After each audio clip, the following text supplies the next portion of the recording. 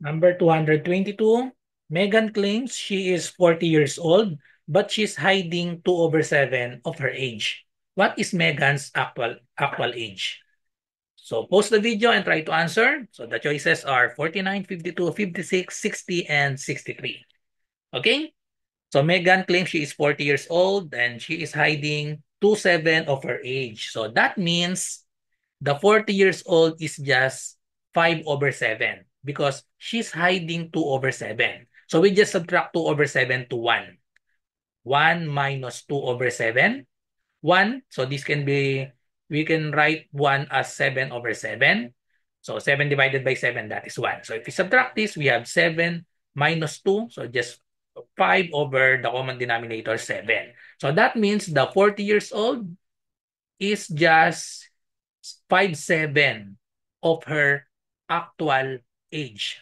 So let X be the actual age of Megan. Okay? So actual age of Megan. So therefore, the working equation will be 5/7 of X equals the 40 years old that Megan claims. Okay? And then just solve for X. So to solve for X, so we need to put 5/7 to the other side. So we can multiply both sides by the reciprocal. Reciprocal of 5/7 is 7/5. So multiply both sides by 7/5. So we can cancel the 7 and then cancel the 5. So we have X in the left side. So we will divide first 40 divided by 5, that is equal to 8. And then multiply this 8 times 7, that is equal to 56. So the correct answer is letter C, 56 years old. Follow me for more content like this. Sa mga nagre-review para sa civil service exam, pwede po kayong mag-join sa aking review. Meron po tayong review para sa Math and Logic via Zoom for only 50 pesos. So ano yung mga kasama dyan sa 50 pesos? Meron tayong 10 sessions, February 10 to 19, 2025, 7 p.m. onwards. So more or less mga 2 hours po yung bawat session natin. 10 sessions po yan, 10 to 19, 7 p.m. Okay, so meron tayong GC at exclusive FB group. Meron tayong Google Forms practice test. Sessions are recorded para kapag hindi kayo naka-attend, mapapanood nyo pa. I-upload ko po yan sa exclusive FB group natin. Okay, so ang session natin, Math and Logic lang, but we'll share a reviewer on other subjects.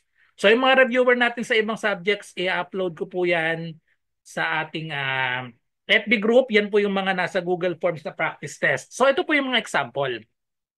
Ito po yung mga example na Google Forms natin sa ibang subjects. So verbal ability, medyo marami na. May 13 na ako dyan. Numerical reasoning, Gen Info, Filipino, and then madadagdagan pa po yan.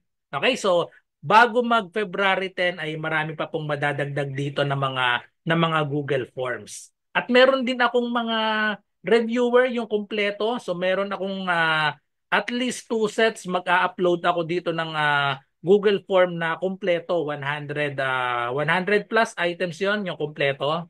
Okay, so ano pang inaantay nyo? I-DM nyo na po ako sa aking Messenger RJ Enseñado. Okay, so para malinaw po ha, ang 50 pesos po ay para sa 10 sessions na. So i-divide nyo sa 10, lumalabas 5 pesos lang per session. Okay, so PM nyo lang po ako para maka-join kayo.